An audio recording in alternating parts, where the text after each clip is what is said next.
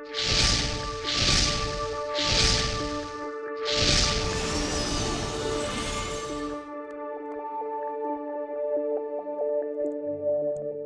feel like I have time today to talk about a few things. Um, One of them, yesterday, Gene, as we were leaving, Gene asked the question about why we're not doing straddles more, and I don't feel like I had time to give him a really good answer, so I want to spend some time talking about that today. But we'll start where we always start, looking at implied volatility, specifically the VIX. And I added this title up here because it has to do with what we're going to talk about today, right? Implied volatility equals the mind of the market. And that's important. And that's why I always start here, is because I want to look at the mind of the market before I make any decisions on where I'm going to invest. And so we can look here and we can see that volatility is falling after the past. So this is yesterday and this morning when I took this image, or this afternoon, I can't remember where. But I wanted to get today's on there so we can see the volatility is dropping back down as the market is rising. That means that options are expensive. It's above the 4-year average. That means option selling opportunities are abound, right? And so our preferred strategy is credit spreads. It's credit spreads right now. So just before we left class yesterday, Gene said he felt like we mastered credit spreads and wanted to know why we don't spend more time on straddles. And to answer that question, we've got to cover some things about the market and volatility and basic economics, right? And so that's why I'm going into this. I'm going to give you a much better answer, Jing, a much better answer than I had time to give yesterday, okay? So economic principles and implied volatility. So price, this is just basic economics. Price is driven by supply and demand. And that's something that I learned in my high school economics class. I learned about supply and demand.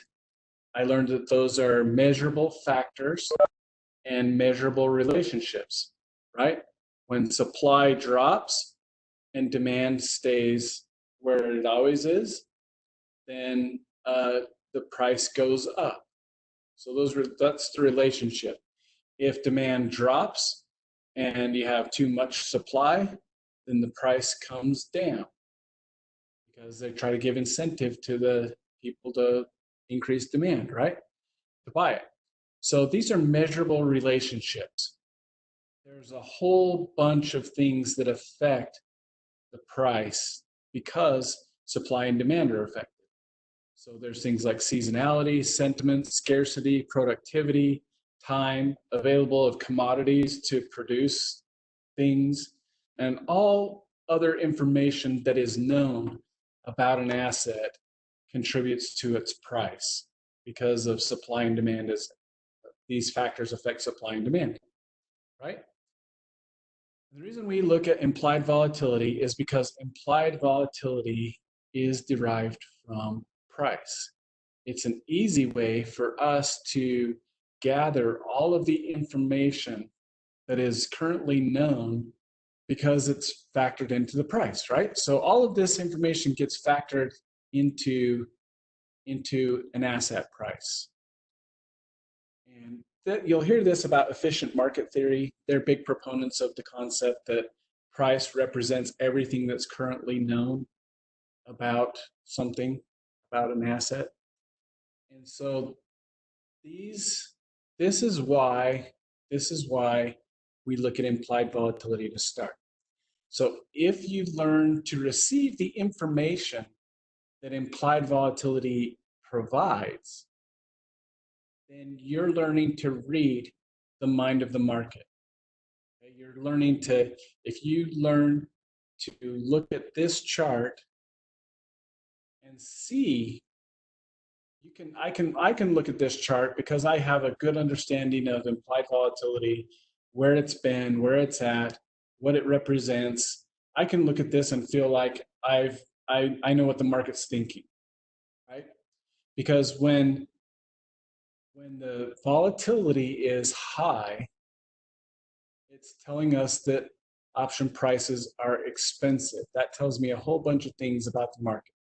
But not only that, when Black-Scholes model was invented, when option pricing models became a thing, Fisher Black died before the Nobel Prize was awarded, but Merton and Scholes received a Nobel Prize for this model that they invented because it helped them to interpret what the market was telling us about an options price. And not only do we derive the information about the price, about what a fair price is and how to price an option based on things that are known about the asset price, we also get a probability. And so this is where we get our probability from. This is where we get our price from. This is where we get demand. We learn about demand. Are these options in demand? And the higher the volatility, the more in demand the options are. And the more demand there is for those options, the higher the price is going to be. So we can instantly look at this graph of implied volatility and tell are options expensive or cheap. If they're above average, which they are right here, this is the 4-year average on this blue line. If they're above average, they're expensive. So we want to be sellers, another basic economic law. You want to buy low, you want to sell high. You don't have to do it in that order. You can start by selling high and buy low later, or maybe not even buy at all if you're talking insurance, which with the credit spread, that's what we're doing. We're insurance salesmen. Okay, we have something. The market is willing to let us make money. Willing to let us make money if we provide them with peace of mind, right? And that's why they buy insurance. And when we do a credit spread the way that we do, we are the insurance company, and the person buying from us is buying an insurance policy. We're hoping that we're never going to have to pay back. We're just going to collect a premium, and they don't mind us having that premium as long as they have the insurance that they're after. Okay? So that's where we are on volatility. So what does this tell us about right now? And how does this help me answer Jing's question from yesterday? Why aren't we doing straddles right now? Straddles make money when volatility rises. So they are something that you do when you buy low, when you have the opportunity to buy low. And when we're looking at the volatility index, you can see right now that option prices are expensive. They're not low. If you buy when they're expensive, you're going to have a much harder time making a profit. So when volatility is high, we want to be using the appropriate strategy, something that makes money as volatility falls back down, because volatility has a return to the mean property. Okay, so it's going to go back to this average. Eventually, it will get there. We don't know how soon. We don't know when. We just have all the information that the asset price gives us, and we know that it'll eventually get here. So it's much easier when volatility is above to make the bet that it's going to go back to the average than it is to make a bet that it's going to go higher. When volatility is already high, in order to make money on a straddle, you have to have volatility go higher. And it's less likely, it's less probable for that to happen if you buy straddles up here. If you buy straddles down here, then that's where you're much more likely to be profitable, because you expect that volatility will go back to the average. And so down here, you can buy straddles and make a big profit when it returns to the mean. So this is all about setting ourselves up to balance risk, reward, and probability in our favor. We want to use the right strategy at the right time. And we're reading the mind of the market and letting the market tell us, instead of us telling the market, hey, I want to do this, and I'm going to. There are times when I feel like I have a trade on and I might be losing money, and I'm trying to get out of a trade, and the bid-ask spread suddenly gets really wide, and I feel like whoever is on the other side of the trade, the market maker or whoever, has got me by the ankles and they're trying to shake money out of my pocket. We're not trying to do that. We're not trying to do that. What we're trying to do is read the mind of the market and figure out where is the market willing to give us some money. Whoever's on there's always somebody on the other side of the trade. There's always somebody on the other side of the trade. They need to get what they want in order to take the trade that you want. And so we're trying to let the market tell us, where is our advantage going to be?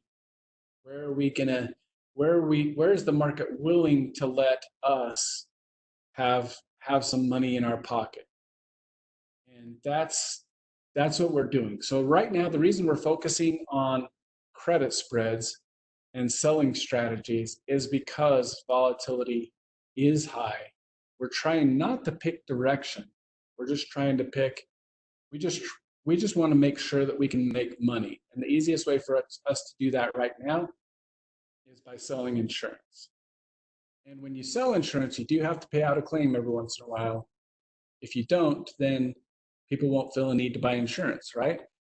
And we'll talk about that a little bit more here in just a second, because there was another question that we got from Dave, which continues on this topic. What other options do we have to make higher profits with our investment that's at risk? And so that's a great question. So I want to give you some comparisons, because I'm going back to talking about the balance between risk, reward, and probability, and the relationships between risk, reward, and probability in the market. Okay, and not just in the market, but everywhere. There's always a balance between risk, reward, and probability. So I looked up an ad for a bank CD, and I clipped it and put it in right here to show you what it looks like. These guys were advertising that they're giving out a huge amount compared to other places on the interest for a bank CD. And the minimum amount for this bank CD was $500, and they will pay you 1.6%, but you have to keep it there for a year. It's a 12-month CD. You're locking it up for a year. They'll pay 1.6%, which is equal to $8 at the end of the year, right? Or in other words, they're willing, on your $500 investment, they're willing to give you 2 cents a day to do that. And why would banks be willing to give you anything to hold your money? It's because they're taking that money and they're putting it at risk somewhere else so that they can earn interest on it. So if they loan it out at 3%, they're willing to give you 1.6% of that back, and they'll keep the difference, right? And this ad, the reason why I clipped this one was because it had their ad, and then it showed these guys are willing to pay 0.01%, 0.5%, 0.15%,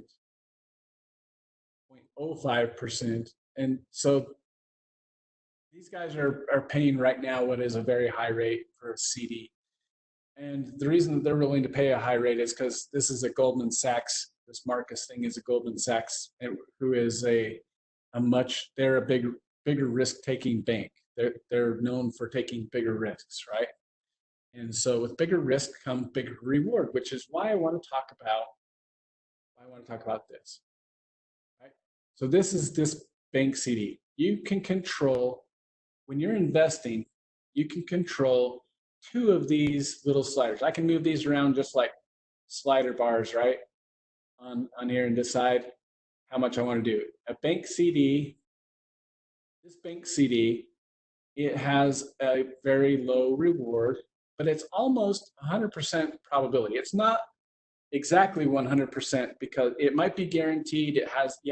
In order for you to lose on this, we've got to have the government go defund, right? They've got to not pay out, as it's FDIC insured. It's insured by the bank. It's insured a number of different ways. So the probability of you taking a loss is pretty darn small. So your probability is pretty close to 100%, about as close as you can get. If they do go under, your risk is high. You're going to lose that whole $500. So your risk is high, and your reward is going to be small. So there's a natural balance between risk, reward, and probability. Okay? So you could take $500 and you could put it into this bank CD and get almost a guaranteed $8 at the end of the end of the year. And now I want to show you, so this is, I'm going to pull you into your own track record, what you guys have been doing in class. So these are the trades we've been keeping track of. We started doing classes in November, early December of 2018. When you guys started, we started having homework and you guys started doing trades, we kept track of it. Your average risk that you're taking in a trade is $298. Okay? Your max risk was $585. So this, I'm just looking at what you guys have done for the trades you've selected. Okay? But your average is right about there. You'd probably need about $1,000 account to be able to do this. But the worst case scenario is this, right? So you're going to lose your max risk in this trade in these trades would have been $485. So worst case scenario, you lose 485 of what you put up, maybe a little bit more if you lost 2 times in a row, which you guys didn't. Your probability in this case is 92%. So I'm going to go back to this slide right here. Your probability, it's not 100%. It's 90 something percent. So it's pretty close. It's pretty high probability. It's pretty high probability. And whenever you increase, so if we want our probability to be really high, our risk, we want it to be similar to what we would be risking in a bank, right? So it's about like that up there, but we want it to be pretty high, but we want our reward to be bigger than the bank. We're going to slide this up like this. So our risk is going to be similar to what we would get on a CD. Our probability is going to be really high, but we want a bigger reward. And so we're sacrificing some probability to gain a bigger reward.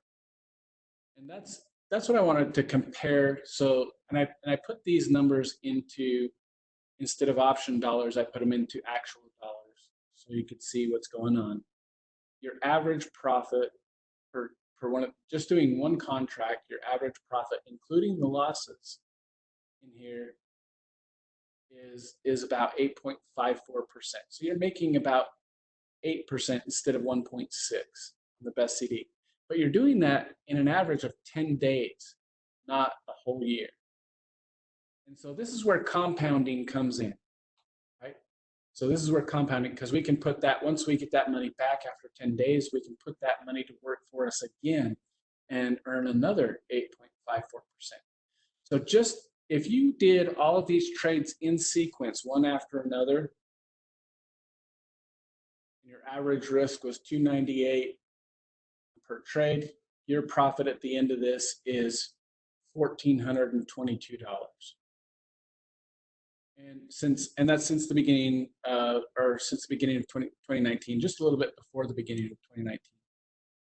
So about a year and a half, And in about a year and a half, if we take this, I'm going to take this profit divided by I'm going to divide it by max risk, the maximum risk that we had. Okay. And that's a 293% gain, including the losses, right? Including the losses that we've had, including those. So this is not, we're making small amounts. We are making small, our biggest profit, I'm going to go down here. Now this is not our average credit spread trade. This was a directional trade, and our probability was not a high probability. It was 55%, right? So this trade, and I want to show you this. So we wanted a bigger reward in this case. So we lowered our probability and raised our reward potential.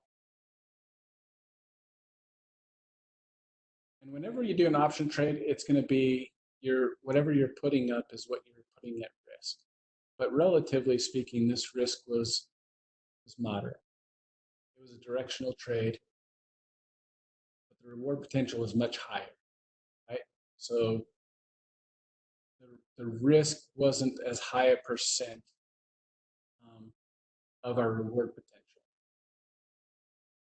So we bumped up that reward potential in this case, but we lowered our probability to get that bigger reward.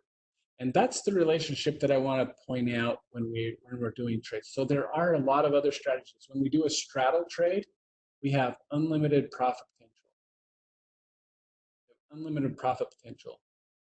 Our probability goes down, and our risk relative to our potential is small because we're getting those options cheap. So the advantage in this case, we're putting up some money, we're taking a huge reward potential, but nobody's going to take the opposite side of that trade and give us a high probability of achieving that reward. Nobody in their right mind is going to, right? Because it's not logical to give somebody this probability of success with this risk and this reward, because that's a quick way to the broke. You're gonna go broke fast doing that. So you reduce the probability. So you can decide any two of these things, but the person taking the other side of the trade is going to decide the third one. So if you say, I want a really high reward and I want a really low risk, you can find it. You're going to have a really low probability of success. You can say, I want a decent reward and a high probability. But the person taking the other side of the trade is going to say, okay, I'll give you that, but you're going to have to pay through the nose if you lose. That's the incentive that they have to take that trade. So that's just a little lesson in what we're doing, why we do the strategies that we're doing when we do them. And we're doing it because we're letting the market tell us. We're trying to read the mind of the market and let it tell us where's my best chance of making money, of being profitable in my trades. What's the market willing to give me? And right now that's in selling options. Now there are other strategies. There are other strategies like the one that Dave came up with right here. It was a directional trade. But in that case, you had to be right on direction, you had to be right on duration, and right on magnitude. And he was, and that's why it paid off really good. We could do some directional trades if you guys want to, and everything. I'm totally up to it. But our probability is going to go down.